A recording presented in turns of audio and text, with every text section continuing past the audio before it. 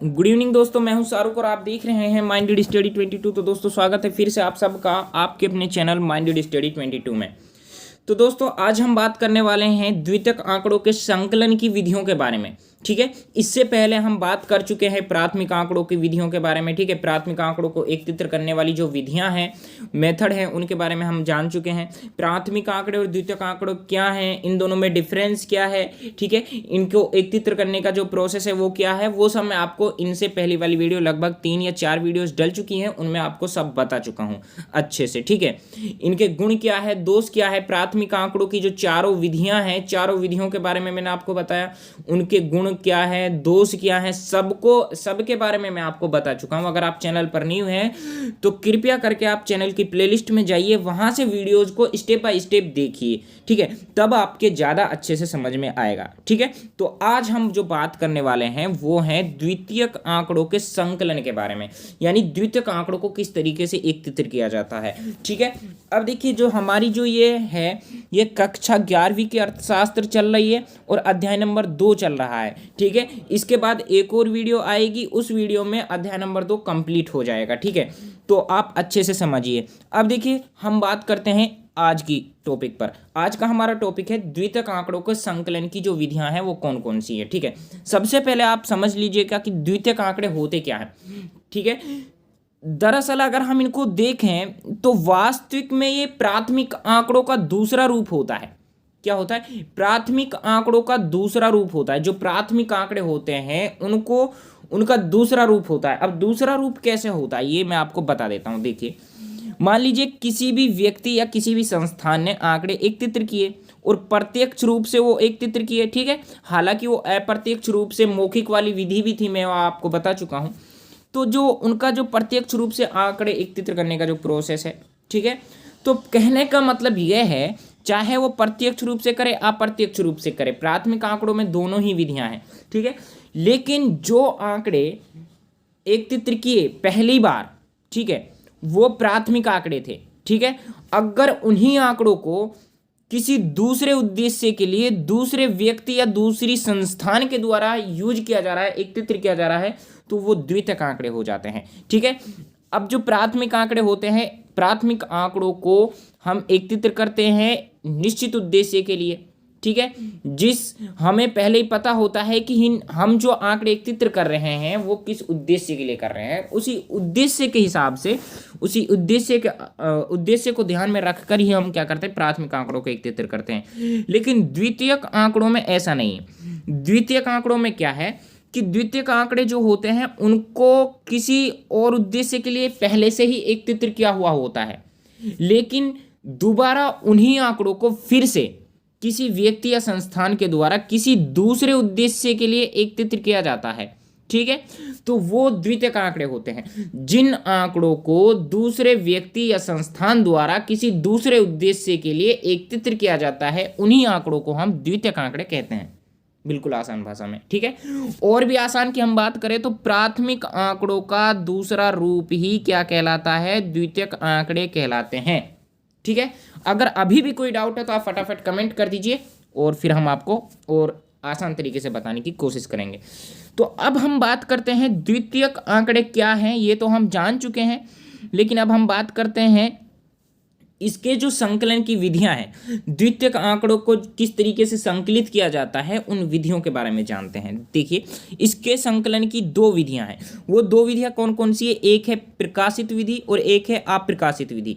ठीक है, अब प्रकाशित विधि कौन सी है और अप्रकाशित विधि कौन सी है, इन विधियों को हम थोड़े अच्छे से समझ लेते हैं। ठीक है, या फिर आप बोल सकते हो प्रकाशित स्त्रोत या फिर अप्रकाशित स्त्रोत। ये मतलब क्या है? स्त्रोत मतलब माध्यम है।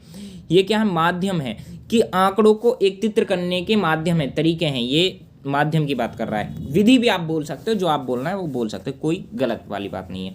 अब देखिए, चलते हैं द्वितीयक आंकड़ों के स्त्रोत कौन कौन से हैं, प्रकाशित स्त्रोत और अप्रकाशित स्त्रोत। ठीक है, चलिए आगे बढ़ते हैं। अब हम बात करते हैं प्रकाशित स्त्रोत पर। ये प्रकाशित स्त्रोत क्या है? देखिए, प्रकाशित स्त्रोत की हम बात करें तो इसको हम निम्नलिखित, देखिए प्रकाशित मतलब क्या होता है? किसी भी चीज को प्रकाशित करना। ठीक है, किसी भी चीज को प्रकाशित करना यानी पब्लिश करना। ठीक है, क्या करना, पब्लिश करना। तो कुछ आंकड़े ऐसे होते हैं, द्वितीयक आंकड़े ऐसे होते हैं जिनको हम पब्लिश करते हैं, ठीक है। प्राथमिक आंकड़ों को हम पब्लिश करते हैं और उन्हीं पब्लिश आंकड़ों के आधार पर, जो पहले से ही प्रकाशित किए हुए होते हैं, उन्हीं आंकड़ों के आधार पर हम द्वितीयक आंकड़ों को एकत्रित करते हैं, ठीक है, सीधी सी बात है। अब जो ये प्रकाशित स्रोत है, मान लीजिए प्राथमिक आंकड़ों में हमने क्या किया, प्राथमिक आंकड़ों में हमने पढ़ा कि हम आंकड़ों को एकत्रित करते हैं, उनको संकलन करने के बाद हम सारा रिकॉर्ड आंकड़ों को लेते हैं, आंकड़ों का जो भी रिकॉर्ड होता है उनको सारा का रिकॉर्ड हम अपने पास रखते हैं। अगर कोई सरकारी आंकड़ा है तो सरकार उनका प्रकाशन करती है, न्यूज़पेपर में आता है, टेलीविजन पर आता है, रेडियो पर आप सुनते हैं, मतलब सबके बारे में आप, मतलब क्या आंकड़े हैं, क्या कंडीशंस रही है, सबके बारे में आप जानते हैं। रिपोर्ट भी जारी होती हैं, ये सब आम जीवन में आपको देखने को मिलती हैं, ठीक है। न्यूज़पेपर आप पढ़ते हो तो उसमें देखने को मिलता है कि व्यापार संघ ने अपनी रिपोर्ट जारी की, ठीक है।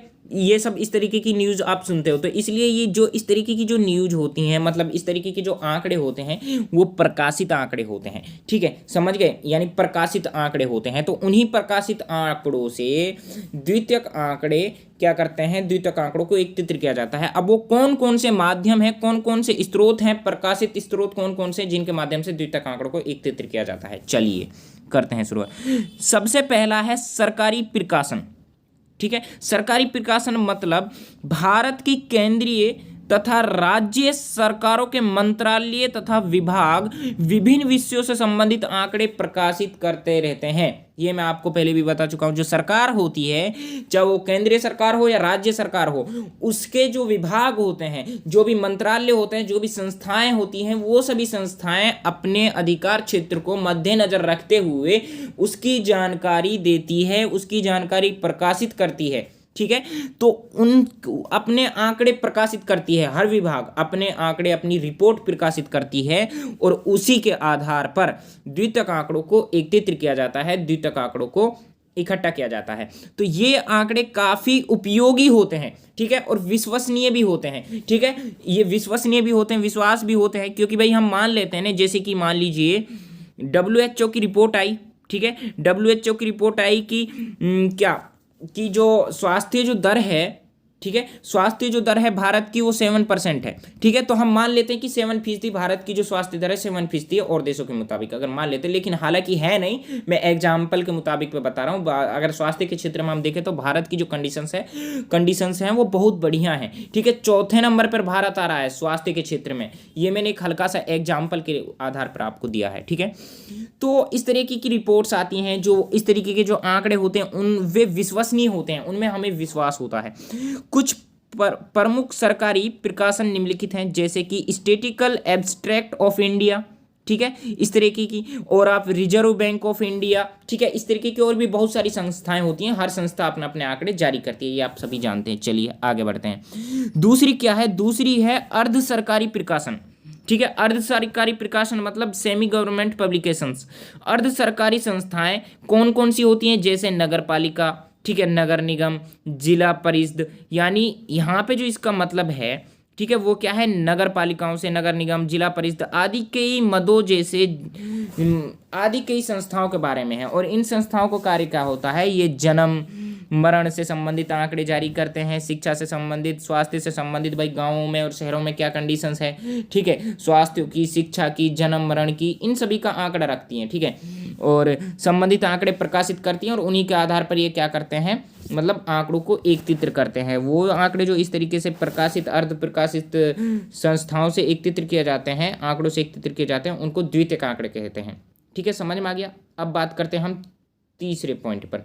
तीसरा पॉइंट क्या कह रहा है, समितियों और आयोगों की रिपोर्ट, ठीक है, ये मैं आपको ऊपर बता चुका हूँ, कुछ ज़्यादा नहीं है, यही है। सरकार द्वारा नियुक्त विभिन्न समितियां होती है, विभिन्न आयोग होते हैं, उनकी जो रिपोर्ट होती है वो आंकड़े संकलित करती हैं और उन्हीं आंकड़ों को आधार बनाकर, उन्हीं आंकड़ों को किसी दूसरे उद्देश्य के लिए अगर यूज किया जा रहा है तो वो द्वितीयक आंकड़े हो जाएंगे, ठीक है। जैसे कि वित्तीय आयोग भी अपना आंकड़ा जारी करता है, एकाधिकार आयोग भी अपना आंकड़ा जारी करता है, योजना आयोग भी अपना आंकड़ा जारी करता है, ठीक है, रिपोर्ट्स जारी करते हैं ये। तो इन रिपोर्ट्स से भी आंकड़े लिए जाते हैं, ठीक है। ये मैं सब आपको ऊपर बता चुका हूँ, कुछ खास है नहीं, ये आप इनको थोड़ा देख लेना। व्यापारिक संघों के प्रकाशन, ठीक है। व्यापारिक संघ होते हैं हर क्षेत्र में, आप देख लीजिए, राजनीति के क्षेत्र में आप देख लीजिए, व्यापार के क्षेत्र में आप देख लीजिए, समाज के क्षेत्र में आप देख लीजिए, शिक्षा के क्षेत्र में आप देख लीजिए, ठीक है, और जन्म दर मृत्यु दर के क्षेत्र में आप देख लीजिए, ठीक है, अमीरी गरीबी के क्षेत्र में आप देख लीजिए, स्वास्थ्य के क्षेत्र में आप देख लीजिए, हर क्षेत्र में देख लीजिए, हर क्षेत्र की एक एक संस्था आप ले लीजिए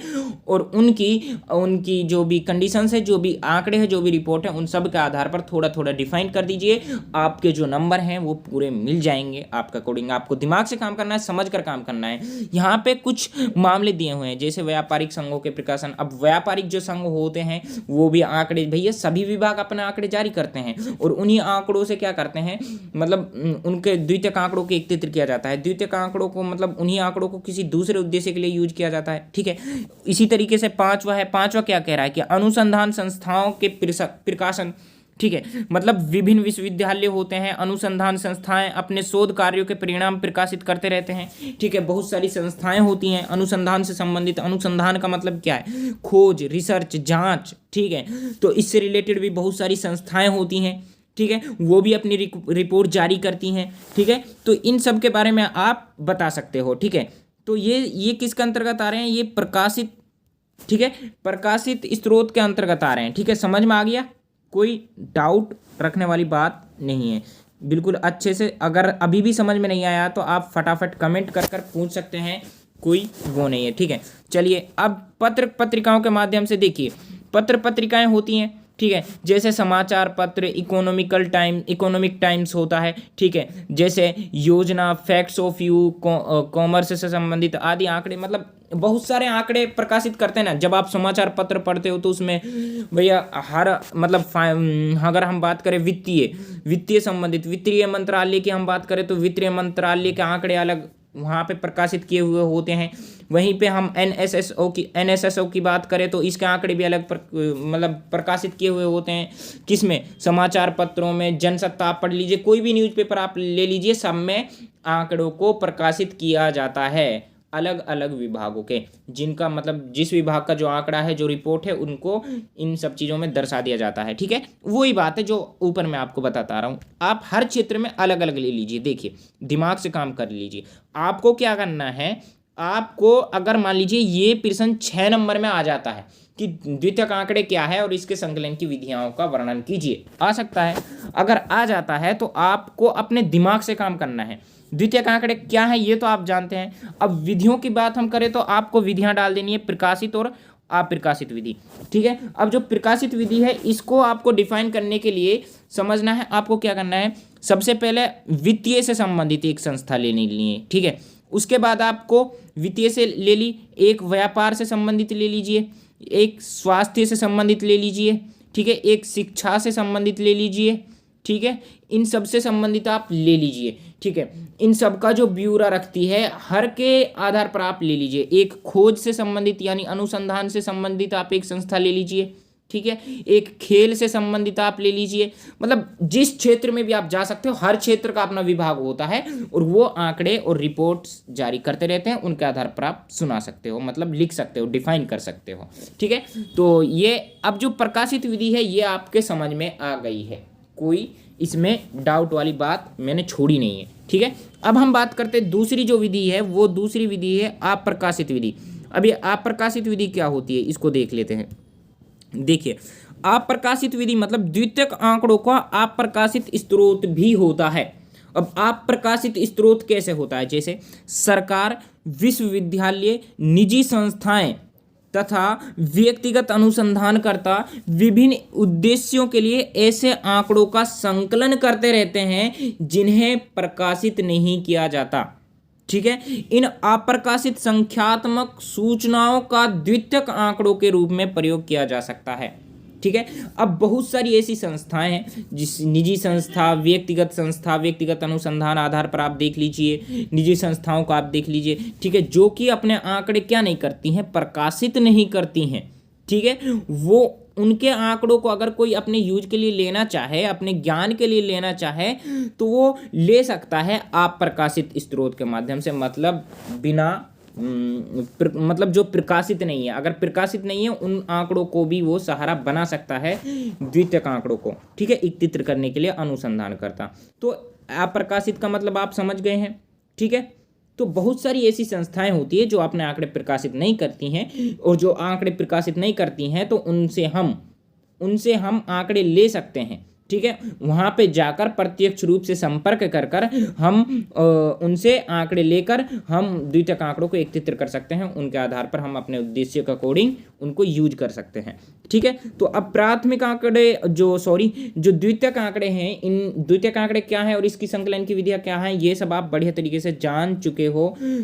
अगर कोई डाउट है तो आप फटाफट कमेंट कर दीजिए। अगर आप चैनल पर न्यू हैं तो प्लीज़ चैनल को सब्सक्राइब जरूर कर दीजिए, और साथ में बेल आइकन वाली घंटी को हिट जरूर कर दीजिए, ठीक है। पास में जो बेल आइकन वाली बटन है उसको जरूर हिट कर दीजिए, और कमेंट करना बिल्कुल मत भूलिएगा, ठीक है। और ज़्यादा से ज़्यादा शेयर कीजिएगा। मिलते हैं हम एक न्यू, और हाँ साथ में क्या, अगर आप नोट्स चाहते हो ना, देखिए फिलहाल हम नोट्स, देखिए वैसे तो हमारा एक टेलीग्राम चैनल बना हुआ है और वहीं पे हम नोट्स प्रोवाइड करते हैं। अगर आप चाहते हैं तो हमसे आप कमेंट कर दीजिए, हम आपको पर्सनल में प्रोवाइड करा देंगे कंप्लीटली नोट्स। अभी हम मतलब इस video by video notes upload नहीं कर रहे हैं किसी कारणवश। तो अगर आप कंप्लीटली नोट्स चाहते हो सारी बुक का, मतलब जैसे कि कक्षा 11th की जो बुक है उसके कंप्लीट नोट्स चाहते हो, तो आप कमेंट कर दीजिए, हम आपको प्राइवेटली वो दे देंगे, ठीक है। मतलब अपलोड करा देंगे, बिल्कुल फ्री है, कोई चार्जेस नहीं है, ठीक है। वो हम आपको दे देंगे, ठीक है। तो आप कमेंट कर सकते हैं और ज़्यादा से ज़्यादा शेयर कीजिए। और अब इससे अगली वाली वीडियो में हम बात करेंगे द्वितीयक आंकड़ों के प्रयोग के संबंध में किन किन सावधानियों को बरतना चाहिए, और इसके 2 स्रोत और होते हैं, उन स्रोतों के बारे में हम फिर से बात करेंगे, ठीक है। इसी द्वितीयक आंकड़ों के 2 और स्रोत होते हैं। तो जो आने वाली वीडियो है, आने वाली वीडियो में हम इसकी सावधानी और इसके स्रोतों के बारे में बात करेंगे, और उसके बाद चैप्टर 2 खत्म हो जाएगा, फिर हम चैप्टर 3 की शुरुआत करेंगे। तो अगर आप चैनल पर न्यू है तो जल्दी से चैनल को सब्सक्राइब कर दीजिए, फटाफट घंटी को हिट कर दीजिए। चलिए दोस्तों, बने रहिए हमारे साथ, मिलते हैं एक न्यू वीडियो में न्यू टॉपिक के साथ। तब तक के लिए thank you so much, bye bye.